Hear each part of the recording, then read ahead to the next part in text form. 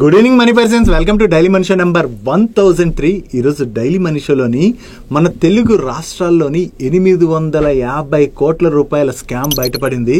ఈ స్కామ్ లో ఎంతో మంది ఇన్వెస్టర్స్ అయితే బలైపోయారు. దాని గురించి ఈరోజు డైలీ మనీ షోలో మాట్లాడుకుందాం. దీంతో పాటు మార్కెట్ లో ఉన్న ఇంపార్టెంట్ అప్డేట్స్ అండ్ రిజల్ట్స్ ని వన్ బై వన్ క్విక్ గా డిస్కస్ చేసేద్దాం.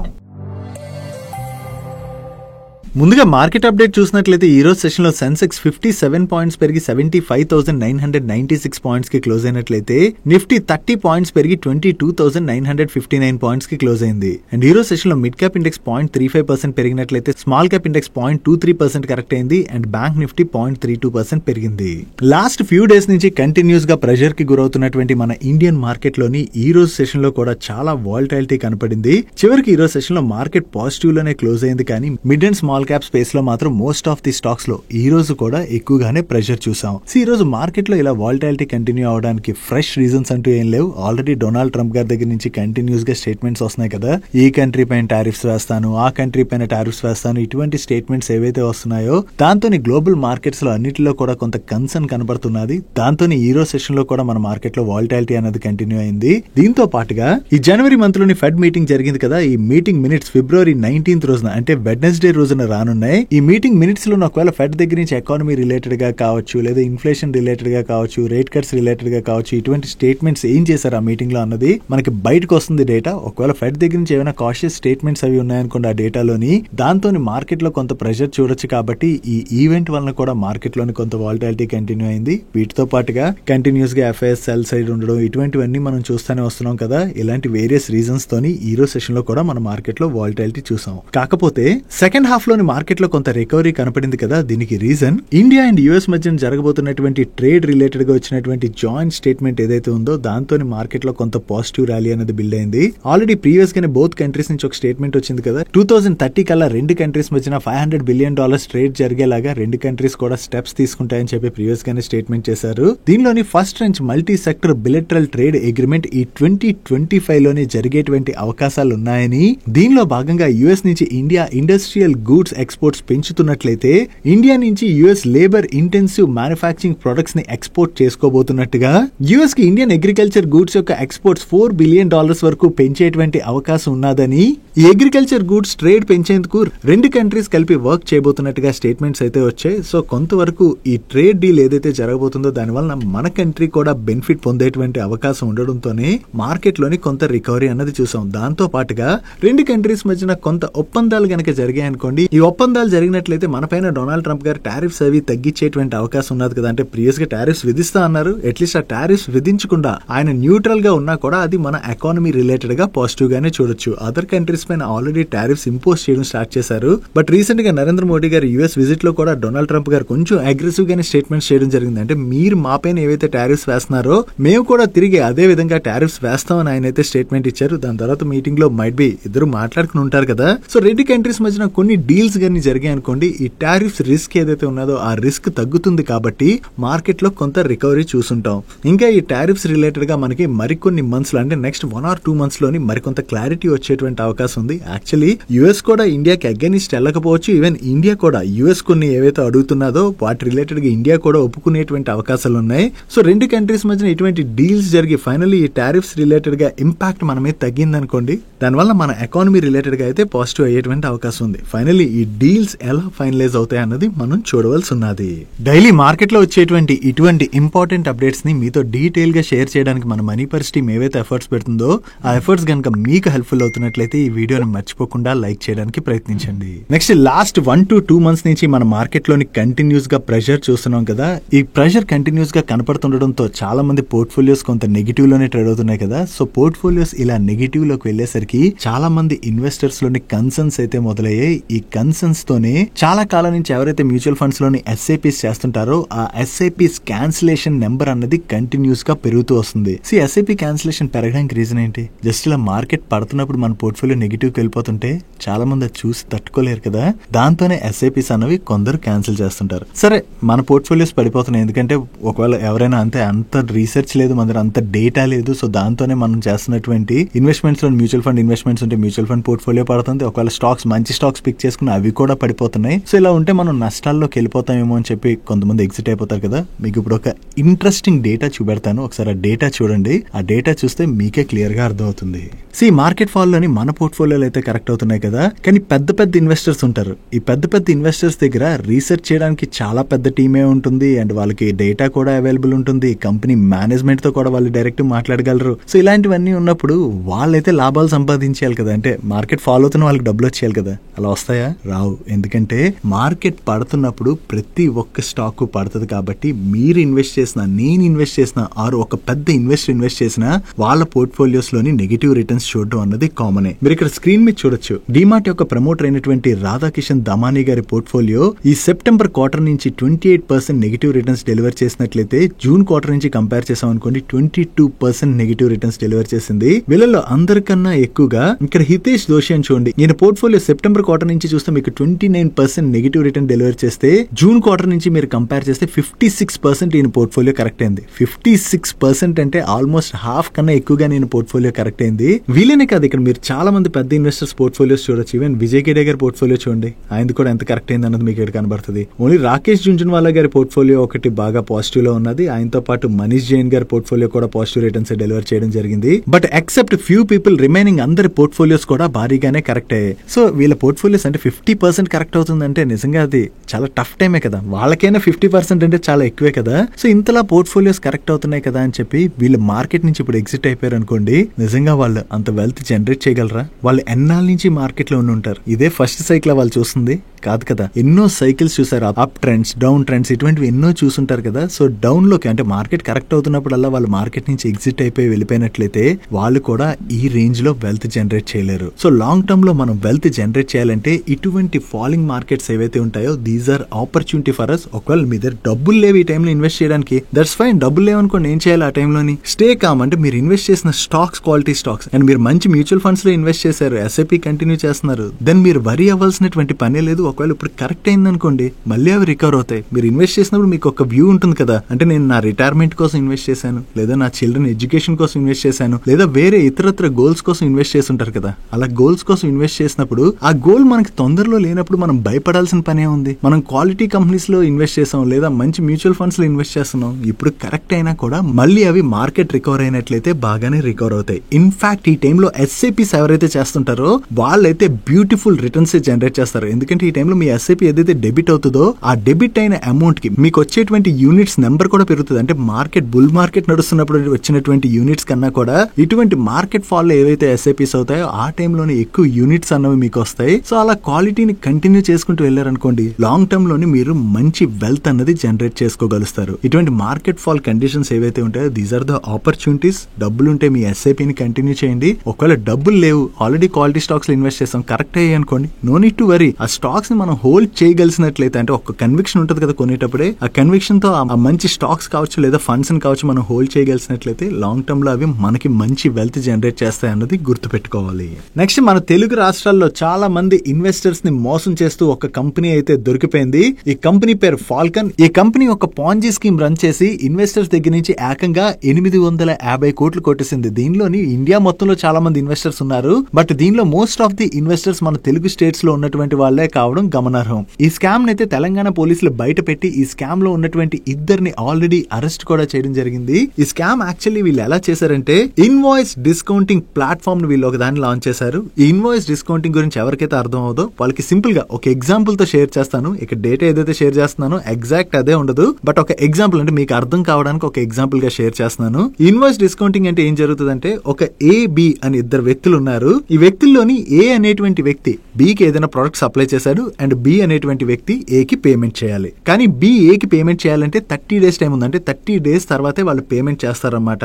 కానీ ఈ 30 డేస్ వీడికి పేమెంట్ రాలేదనుకోండి ఏకి, వాళ్ళు ఫర్దర్ గా ఏమైనా ట్రాన్సాక్షన్స్ చేయాలనుకోండి ఏకి కష్టం అవుతుంది కదా. అప్పుడు ఏం చేస్తారంటే ఈ బికి ఏదైతే ఇన్వాయిస్ చేశారో, 1,00,000 రూపాయలు ఇన్వాయిస్ చేశారనుకుందాం, ఆ 1,00,000 రూపాయల ఇన్వాయిస్ ని తీసుకెళ్లి ఒక బ్యాంక్ కి సబ్మిట్ చేస్తారు. ఇలా నాకు 1,00,000 రూపాయలు రావాలి, దానికి సంబంధించినటువంటి ఇన్వాయిస్ ఇదని చెప్పి వాళ్ళు సబ్మిట్ చేస్తారు. దాని తర్వాత బ్యాంక్ ఏం చేస్తుందంటే ఆ 1,00,000 రూపాయల్లోని ఒక 10,000 రూపాయలు, ఇది ఎగ్జాంపుల్ కింద చెప్తున్నాను, సేమ్ అమౌంట్ ఉంచుకోరు, ఒక 10,000 ఉంచుకుని 90,000 రూపాయలు రిలీజ్ చేసేస్తారు. దీనివల్ల ఏమైంది, 30 డేస్ వెయిట్ చేయకుండా ఆ డబ్బులు వచ్చేసాయి, వాళ్ళు నెక్స్ట్ ట్రాన్సాక్షన్ కి మూవ్ అయిపోవచ్చు. అండ్ ఈ ఇన్వాయిస్ ఇప్పుడు బ్యాంక్ వెళ్ళిపోయింది కదా, అప్పుడు ఏం చేస్తాడంటే ఆ 1,00,000 రూపాయలని బ్యాంక్ కి పే చేస్తారు. చేస్తాడు. సో అప్పుడు బ్యాంక్ వచ్చేటువంటి లాభం ఏంటి? ₹1,00,000 ఇన్వాయిస్ ఉంటే బ్యాంక్ 90,000 వాడికి ఇచ్చింది కదా, బ్యాంక్ కి ఓ ₹10,000 లాభం వస్తుంది. సో ఇలా 3 పార్టీస్ ఇందులో ఇన్వాల్వ్ అయ్యి ఓవరాల్ గా ఇన్వాయిస్ డిస్కౌంటింగ్ అనేది వాళ్ళ బెనిఫిట్స్ ని బట్టి ఇన్వాయిస్ డిస్కౌంటింగ్ అనేది జరుగుతుంది. సో ఇలాగే ఇన్వాయిస్ డిస్కౌంటింగ్ బిజినెస్ చేస్తామని చెప్పి ఈ ఫాల్కన్ వాళ్ళు ఒక ప్లాట్ఫామ్ అయితే లాంచ్ చేశారు. ఈ ప్లాట్ఫామ్ ని లాంచ్ చేయగానే సరిపోతే వాళ్ళకి డబ్బులు కావాలి కదా, ఎందుకంటే ఇన్వాయిస్ డిస్కౌంటింగ్ అంటే ముందే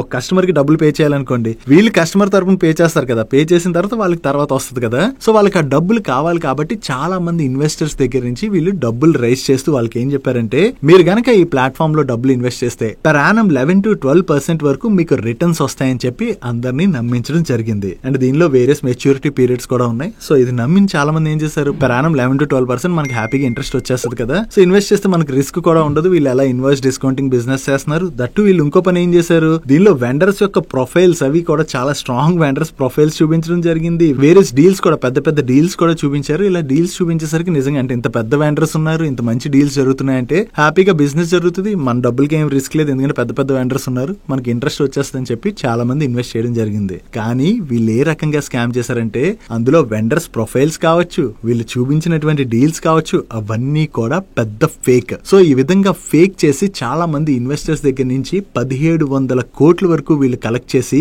దాని తర్వాత నియర్లీ 850 crores అయితే వెనక్కి ఇచ్చారంట. బట్ రిమైనింగ్ 850 crores వీళ్ళు పే చేయకపోవడం అండ్ వీళ్ళ దగ్గర నుంచి పేమెంట్స్ అవి సరిగ్గా రాకపోవడంతో పోలీస్ కంప్లైంట్ ఇవ్వడం జరిగింది. కొంతమంది పోలీస్ కంప్లైంట్ ఇచ్చిన తర్వాత హైదరాబాద్ పోలీసులు దీని రిలేటెడ్ గా ఎంక్వైరీ చేసేసరికి ఏం బయటపడిందంటే, వీళ్ళు ఇన్వెస్టర్స్ దగ్గర నుంచి 25,000 నుంచి 9 లక్షల వరకు కలెక్ట్ చేసి ఇటువంటి పాంజీ స్కీమ్ ని రన్ చేసి చాలా మంది ఇన్వెస్టర్స్ ని మోసం చేసి 850 కోట్ల వరకు కొట్టేసినట్టు బయటపడింది. సో ఇలాంటి స్కామ్లు ఎన్నో జరుగుతుంటాయి మార్కెట్ లోని. మీరు డబ్బులు ఇన్వెస్ట్ చేసినట్లయితే మీకు ప్రతి నెల ఇంత ఇంట్రెస్ట్ వస్తుంది, లేదా స్టాక్ మార్కెట్ లో మీరు డబ్బులు ఇన్వెస్ట్ చేస్తే ప్రతి నెల అంత రిటర్న్ వచ్చేస్తుంది, లేదా మీ బదులు మేమే ట్రేడింగ్ చేస్తాం, మాకు మీ డిమాట్ అకౌంట్ వస్తే మీకు ఇంత డబ్బులు వచ్చేలా చేస్తాం. ఇలాంటి చాలానే అంటే ఇలాంటి పాంజీ స్కీమ్లు చాలానే నడుస్తుంటాయి మార్కెట్ లోని. ఎన్ని స్కామ్లు మార్కెట్ లో బయట పడుతున్నా పాపం ఇంకా చాలా మంది ఇటువంటి వాటిని నమ్మి మోసపోతూనే ఉన్నారు. సో మీకు గనక ఎవరైనా ఇలా హై ఇంట్రెస్ట్ లో ఆఫర్ చేస్తాం, హై రిటర్న్ లో ఆఫర్ చేస్తాం అని కానీ చెప్తున్నారు అనుకోండి, వాళ్ళు మిమ్మల్ని మోసం చేస్తున్నట్టే. సో ఇలా మీకు ఏమైనా కాల్స్ వచ్చినా మెసేజ్లు వచ్చినా ఏం వచ్చినా సరే జస్ట్ వాటిని ఇగ్నోర్ చేసి పడేయండి. ఒకవేళ మీకు తెలిసిన వాళ్ళు ఆల్రెడీ ఎవరైనా ఇందులో ఇన్వెస్ట్ చేశారు అనుకోండి, మనకి ఏమనిపిస్తుంది, మనకు తెలిసిన వాళ్ళు ఇన్వెస్ట్ చేశారు కదా, మనం ఇన్వెస్ట్ చేస్తే పోద్ది కదా, ఏముంది డబ్బులు వచ్చేస్తాయి అనుకుంటాం. కానీ ఎవరు ఇన్వెస్ట్ చేస్తున్నా కూడా వాళ్ళకి కూడా క్లారిటీగా చెప్పండి, ఇలాంటివన్నీ హై రిటర్న్స్ ఆఫర్ చేసేవన్నీ జస్ట్ మార్కెట్ లో జరిగేటువంటి ఫ్రాడ్స్ మాత్రమే. దానివల్ల ఇంట్రెస్ట్ రాకపోగా మీరు కష్టపడి సంపాదించి ఇన్వెస్ట్ చేసినటువంటి డబ్బుల్ని కోల్పోతారు. సో అందుకనే మన డబ్బుల విషయంలో మనమే జాగ్రత్తగా ఉండడం అన్నది చాలా ఇంపార్టెంట్. నెక్స్ట్ మన పోర్ట్ఫోలియోలో ఎప్పుడైనా ఎఫ్ఎంసీజీ బెట్స్ ఏవైతే ఉంటాయో these are like defensive bets. ఎందుకంటే ఈ ఎఫ్ఎంసీజీ కంపెనీస్ లోని మరీ అంత వాలటాలిటీ కనపడదు. బట్ ఈ ఎఫ్ఎంసీజీ కంపెనీస్ ప్రీవియస్ గా ఫేస్ చేసినటువంటి ఇష్యూ ఏంటంటే, రూరల్ డిమాండ్ తగ్గడంతో ఈ కంపెనీస్ అయితే స్ట్రగుల్ అవుతుండేవి. రీసెంట్ గా ఈ రూరల్ డిమాండ్ పికప్ అవుతున్నటువంటి టైంలోని అర్బన్ డిమాండ్ తగ్గడం జరిగింది. దానికి కారణం ఇన్ఫ్లేషన్ పెరగడం, ఇటువంటి వేరియస్ రీజన్ తోని అర్బన్ డిమాండ్ అయితే తగ్గింది. ఈ అర్బన్ డిమాండ్ తగ్గడంతో కొంతవరకు ఈ ఎఫ్ఎంసీజీ కంపెనీస్ అయితే స్ట్రగుల్ అయ్యాయి. కానీ ఇప్పుడిప్పుడే అర్బన్ డిమాండ్ అయితే మళ్ళీ పికప్ అవుతున్నదని చెప్పి గ్లోబల్ రీసెర్చ్ ఫర్మ్స్ అయితే షేర్ చేస్తున్నాయి. ఈ డిసెంబర్ లోని సిటీస్ లో ఇయర్ ఆన్ ఇయర్ బేసిస్ లో మనం చూస్తే daily groceries and essential sales లోని 5.3% అయితే అప్టిక్ కనపడినట్టుగా వీళ్ళు షేర్ చేస్తున్నారు. జూలై సెప్టెంబర్ క్వార్టర్ లోని 4.3% గ్రోత్ డెలివర్ చేసినట్లయితే డిసెంబర్ లో ఈ గ్రోత్ మరికొంత పెరిగింది. అండ్ కమింగ్ క్వార్టర్స్ లో కూడా అర్బన్ లోని డిమాండ్ ఇంకా పికప్ అయ్యేటువంటి అవకాశం ఉన్నదని చెప్పి వీళ్ళు షేర్ చేస్తున్నారు. సో రూరల్ లో డిమాండ్ ఎలాగా పికప్ అవుతున్నది, ఈ టైంలో అర్బన్ లో కూడా మళ్ళీ డిమాండ్ గానీ పికప్ అయిందనుకోండి, దానివల్ల ఓవరాల్ గా ఎఫ్ఎంసీజీ కంపెనీస్ అయితే లాభపడబోతున్నట్టుగా మనం అర్థం చేసుకోవచ్చు. నెక్స్ట్ ఒక కంపెనీ రిలేటెడ్ గా ఏదైనా సరే ఇన్సైడర్ ఇన్ఫర్మేషన్ ఫస్ట్ ఎవరికి తెలుస్తుంది, ఆ కంపెనీ యొక్క ప్రమోటర్స్ కే కదా తెలుస్తుంది. అండ్ ఆ కంపెనీ ఎలా గ్రో అవుతుంది అండ్ ఆ కంపెనీ ఫ్యూచర్ ప్రాస్పెక్ట్స్ ఏంటి, ఇవన్నీ కూడా ప్రమోటర్స్ కే కదా అర్థం అవుతాయి. సో ఇలా అర్థం అవడం వల్ల జనరల్లీ చాలా మంది ప్రమోటర్స్ ఏం చేస్తుంటారంటే, ఇటువంటి మార్కెట్ ఫాల్ కండిషన్ లోని వాళ్ళ కంపెనీ యొక్క షేర్స్ బాగా కరెక్ట్ అవుతాయి కదా, అలా కరెక్ట్ అయినప్పుడు వాళ్ళకి షేర్ ఒకవేళ అట్రాక్టివ్ వాల్యుయేషన్ లో దొరుకుతుందని అనిపించింది అనుకోండి, ప్రమోటర్స్ అటువంటి టైంలో మార్కెట్ నుంచి ఆ షేర్స్ ని ఎక్వైర్ చేసి ప్రమోటర్ హోల్డింగ్ అయితే పెంచుకుంటూ ఉంటారు. రీసెంట్ గా ఒక ఇంట్రెస్టింగ్ డెవలప్మెంట్ అయితే కనపడుతున్నది. జిందాల్ గ్రూప్ కి చెందిన Jindal steel and power company ఉన్నది కదా, ఈ కంపెనీలో మీరు చూసారనుకోండి, వీళ్ళ ప్రమోటర్స్ ఈ మంత్ లోని కంటిన్యూస్ గా స్టేక్ ఎక్విజిషన్ అయితే చేస్తున్నారు. ఈ 7th ఫిబ్రవరి రోజున మార్కెట్ ద్వారా వీళ్ళు నియర్లీ 0.48% స్టేక్ ని ఎక్వైర్ చేసినట్లయితే 10th ఫిబ్రవరి రోజున 0.51% స్టేక్ ని ఎక్వైర్ చేశారు. అండ్ 11th ఫిబ్రవరి రోజున 0.6% స్టేక్ ని ఎక్వైర్ చేయడం జరిగింది. దీంతో పాటు 3rd ఫిబ్రవరి రోజున కూడా వీళ్ళు 0.3% స్టేక్ ని అయితే ఎక్వైర్ చేశారు. సో ఓవరాల్ గా ఇటువంటి మార్కెట్ కండిషన్ లోని స్టాక్స్ బాగా కరెక్ట్ అవుతాయి కదా, అటువంటి టైంలోని జనరల్లీ స్టాక్స్ కొంత తక్కువ ప్రైస్ లో దొరుకుతాయి కాబట్టి కాబట్టి కొంతమంది ప్రమోటర్స్ ఈ విధంగా స్టేక్ ని అక్వైర్ చేసేటువంటి అవకాశం ఉంది. అలా అని చెప్పి ప్రమోటర్ అక్వైర్ చేస్తున్నటువంటి ప్రతి కంపెనీ కూడా మంచి కంపెనీ అండ్ ఆ కంపెనీ ఫుల్ ఫ్లెజ్డ్ గా గ్రో అయిపోతుంది, దాంతోనే ప్రమోటర్స్ అక్వైర్ చేస్తున్నారని కాదు. బట్ జనరల్లీ కొన్ని కంపెనీస్ లో మాత్రం ప్రమోటర్స్ ఇలా స్టాక్స్ గనక తక్కువ వాల్యుయేషన్ లో దొరుకుతున్నాయి అనుకుంటే అటువంటి టైంలో అక్వైర్ చేసేటువంటి అవకాశం ఉన్నది. నెక్స్ట్ PSU కంపెనీ అనేటువంటి BHEL వాళ్ళు సింగరేణి కొలరీస్ కంపెనీ వాళ్ళ దగ్గర నుంచి ఒక మంచి ఆర్డర్ ని రిసీవ్ చేసుకున్నారు. ఈ order value approximately 6,700 crores and ఈ ఆర్డర్ లో భాగంగా తెలంగాణ మంచిర్యాలలోని థర్మల్ పవర్ ప్రాజెక్ట్ రిలేటెడ్ గా వీళ్ళు EPC వర్క్స్ ఆఫర్ చేయవలసి ఉన్నది అండ్ ఈ కాంట్రాక్ట్ ని వీళ్ళు 48 months లోని కంప్లీట్ చేయాలి. సో వీళ్ళు కొత్తగా ఏదైతే ఈ ఆర్డర్ రిసీవ్ చేసుకున్నారో ఇది BHEL వాళ్ళ రిలేటెడ్ గా మనం పాజిటివ్ గా చూడొచ్చు. నెక్స్ట్ పెద్ద పెద్ద ప్రాజెక్ట్స్ కోసం పైప్స్ మ్యానుఫ్యాక్చర్ చేసేటువంటి వెల్స్పన్ కార్ప్ వాళ్ళ రిలేటెడ్ ఒక పాజిటివ్ అప్డేట్ ఉన్నది. ఈ వెల్స్పన్ కార్ప్ వాళ్ళు USA లోని మల్టిపుల్ ఆర్డర్స్ విన్నారు. దీనిలోని 2 లార్జ్ ఆర్డర్స్ కూడా ఉన్నాయి. ఈ ఆర్డర్స్ వాల్యూ అప్రాక్సిమేట్లీ 3,000 crores. ఈ ఆర్డర్ లో భాగంగా వీళ్ళు ఒక natural gas pipe line project కోసం HSAW పైప్స్ ని మ్యానుఫ్యాక్చర్ చేసి సప్లై చేయవలసి ఉన్నది. వీళ్ళు కొత్తగా వినైనటువంటి 3,000 crores ఆర్డర్స్ తో కలుపుకుని వీళ్ళ ఆర్డర్ బుక్ 18,000 crores కి రీచ్ అయింది. ఈ న్యూ ఆర్డర్స్ ఏవైతే వీళ్ళు విన్నారో వీటిని ఫైనాన్షియల్ ఇయర్ 26-27 లోని ఎగ్జిక్యూట్ చేయబోతున్నట్టుగా వీళ్ళ మేనేజ్మెంట్ షేర్ చేస్తుంది. సో ఇలా పెద్ద పెద్ద ఆర్డర్స్ విన్ అవడం వల్ల వీళ్ళ ఆర్డర్ బుక్ స్ట్రాంగ్ గా గ్రో అవుతుంది కదా, ఇది లాంగ్ టర్మ్ లోని వెల్స్పన్ కార్ప్ వాళ్ళకి పాజిటివ్ కానుంది. నెక్స్ట్ మన కంట్రీలోని డిఫెన్స్ సెక్టర్ లో ఆపరేట్ చేసేటువంటి కంపెనీస్ కి మంచి ఆపర్చునిటీ క్రియేట్ అవుతుంది కదా. ఈ కంపెనీస్ లోకల్లీ ఆర్డర్స్ విన్ అవుతున్నారు అండ్ అలాగే వీళ్ళకి ఇంటర్నేషనల్ ఆర్డర్స్ కూడా వస్తున్నాయి. సో ఈ ఆపర్చునిటీ ఏదైతే కనబడుతుందో దాన్ని క్యాటర్ చేసేందుకు గాను ఓవరాల్ అన్ని డిఫెన్స్ కంపెనీస్ కూడా వాళ్ళ క్యాపబిలిటీస్ అయితే ఎక్స్పాండ్ చేసుకుంటూ వెళ్తున్నాయి. దీనిలో భాగంగానే ఇప్పుడు జెన్ టెక్నాలజీస్ వాళ్ళ దగ్గర నుంచి 4 ఎక్విజిషన్స్ రిలేటెడ్ గా అనౌన్స్మెంట్స్ అయితే వచ్చాయి. దీనిలో first one vector techniques private limited అనేటువంటి కంపెనీలోని వీళ్ళు స్టేక్ అక్వైర్ చేయనున్నారు. ఈ company unmanned aerial vehicles related గా వర్క్ చేసేటువంటి కంపెనీ.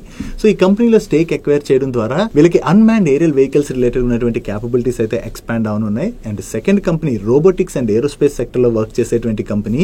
ఈ కంపెనీ పేరు బైరో రోబోటిక్స్ ప్రైవేట్ లిమిటెడ్. ఈ కంపెనీని అక్వైర్ చేయడం ద్వారా అడ్వాన్స్ రోబోటిక్ సిస్టమ్స్ రిలేటెడ్ గా వీళ్ళ కెపాసిటీస్ అయితే ఎక్స్పాండ్ అవునున్నాయి.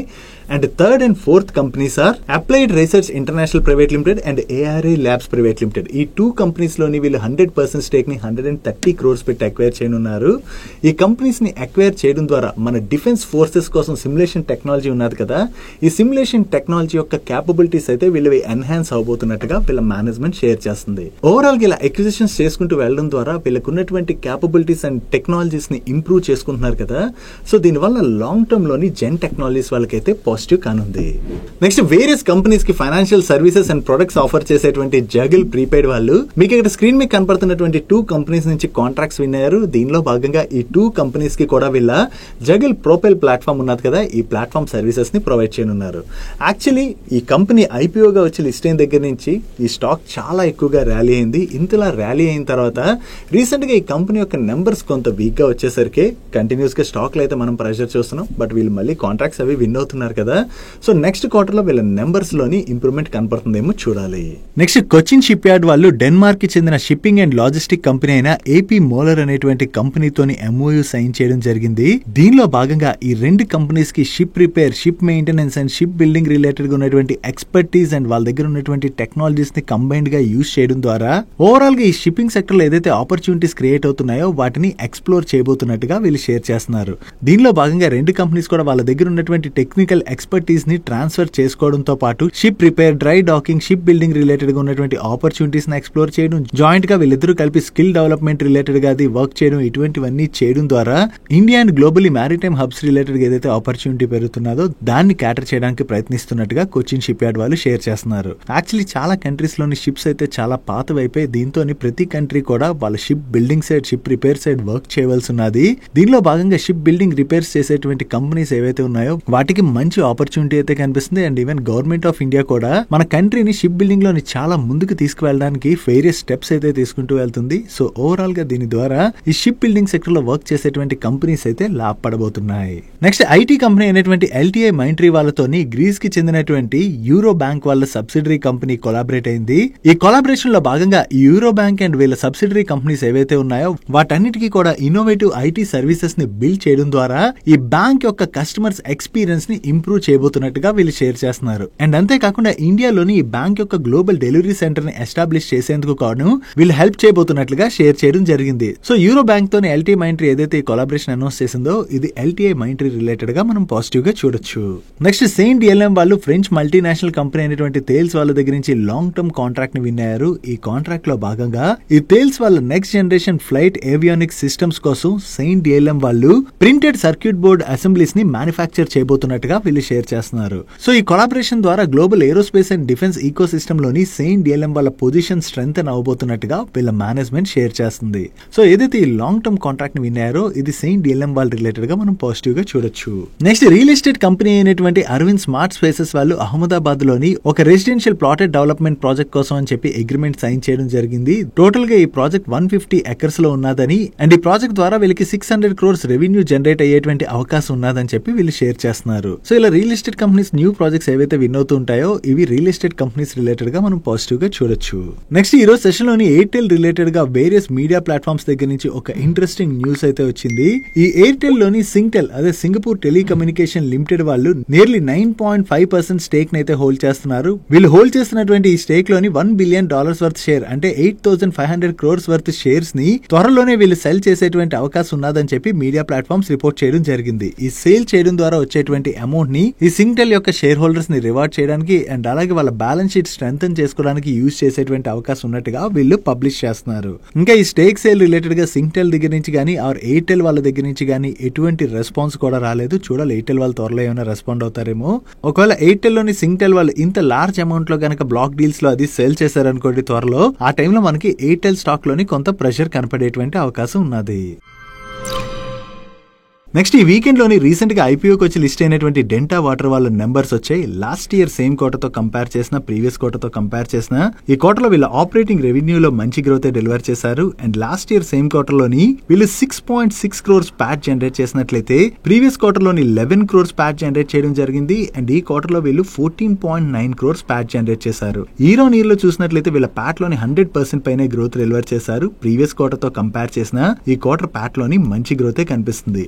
ఓవరాల్ గా వీళ్ళ నెంబర్స్ బాగుండడంతోనే ఈ రోజు సెషన్ లో స్టాక్ పాజిటివ్ గా రియాక్ట్ అయింది. నెక్స్ట్ బోరోసిల్ రెన్యూబుల్స్ వాళ్ళ నెంబర్స్ వచ్చాయి. ఈ క్వార్టర్ లో వీళ్ళ నెంబర్స్ అయితే ఏమంత బాలేవు. ఇయర్ ఆన్ ఇయర్ లో వీళ్ళ టాప్ లైన్ లో మంచి గ్రోత్ డెలివర్ చేశారు కానీ సీక్వెన్షియల్ బేసిస్ లో వీళ్ళ టాప్ లైన్ లో డ్రాప్ కనిపిస్తుంది. And last year same quarter లోని వీళ్ళు 15.89 crores లాస్ జనరేట్ చేసినట్లయితే ప్రీవియస్ క్వార్టర్ లోని 13 crores లాస్ జనరేట్ చేశారు. అండ్ ఈ క్వార్టర్ కి వీళ్ళ లాస్ 30 crores కి పెరిగింది. ఓవరాల్ గా చూసుకుంటే ఈ క్వార్టర్ లో నెంబర్స్ అయితే కొంత వీక్ గానే ఉన్నాయి. కాకపోతే ఈ బోరోసిల్ రెన్యూబుల్స్ రిలేటెడ్ గా మనం గుర్తుపెట్టుకోవాల్సిన ఇంపార్టెంట్ థింగ్ ఏంటంటే రీసెంట్ గానే చైనా, వియత్నాం ఇటువంటి కంట్రీస్ నుంచి మన ఇండియాలోకి చీప్ గా సోలార్ గ్లాస్ డంపింగ్ ఏదైతే జరుగుతున్నదో దానిపైన government of India anti dumping డ్యూటీని విధించడం జరిగింది. ఈ యాంటీ డంపింగ్ డ్యూటీని విధించడం వల్ల చీప్ గా సోలార్ గ్లాస్ ఇంపోర్ట్స్ అనేవి మన కంట్రీలోకి రావు కాబట్టి దాని వల్ల బోరోసిల్ రెన్యూబుల్స్ వల్ల అయితే బెనిఫిట్ పొందే అవకాశం ఉంది. సో ఇప్పుడు ఈ యాంటీ డంపింగ్ డ్యూటీ అయితే అమల్లోకి రాబోతుంది కదా, దీని వల్ల నెక్స్ట్ క్వార్టర్ నుంచి వీళ్ళ నెంబర్స్ లో ఏదైనా ఇంప్రూవ్మెంట్ కనపడుతుందేమో చూడాలి. నెక్స్ట్ వీకెండ్ లో స్వాన్ ఎనర్జీ వాళ్ళ నెంబర్స్ కూడా వచ్చాయి. వీళ్ళ నెంబర్స్ కూడా బాగున్నాయి. లాస్ట్ ఇయర్ సేమ్ క్వార్టర్ తో కంపేర్ చేసిన ప్రీవియస్ క్వార్టర్ తో కంపేర్ చేసిన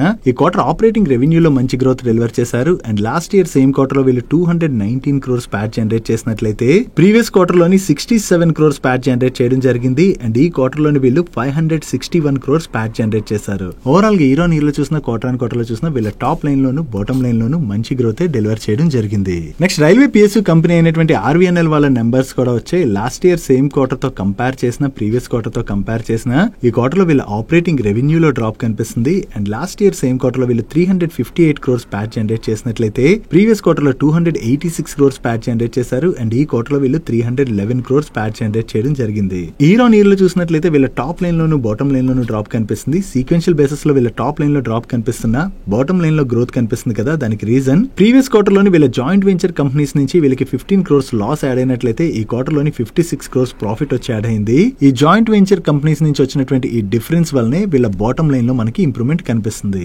ఓవరాల్ గా చూసుకుంటే ఈ క్వార్టర్ లో ఆర్వీఎన్ఎల్ వాళ్ళ నెంబర్స్ లో పెద్దగా గ్రోత్ డెలివర్ చేయలేదు. That's it for today's daily munch. ఈ రోజు డైలీ మంచ్ లో మే షేర్ చేసిన ఇన్ఫర్మేషన్ మీకు హెల్ప్ఫుల్ అయినట్లయితే ఈ వీడియోని లైక్ చేయండి. అండ్ ఈ వీడియో మీ friends and family members helpful అవుతుంటే ఈ వీడియోని వాళ్ళకి షేర్ చేయండి. అండ్ మీరు ఇదే ఫస్ట్ టైం మన మనీ పర్స్ ఛానల్ కి వచ్చి ఛానల్ ఇంకా సబ్స్క్రైబ్ చేసుకోలేనట్లయితే ఇక్కడ ఉన్న ఛానల్ లోగో మీద క్లిక్ చేసి ఛానల్ సబ్స్క్రైబ్ చేసుకుంటూ పక్కన ఉన్న బెల్ ఐకాన్ లోని ఆల్ నోటిఫికేషన్స్ యాక్టివేట్ చేసుకోండి. నేను చంద్రశేఖర్ పత్రి మరొక ఇంట్రెస్టింగ్ వీడియోతో కలుద్దాం. Good night.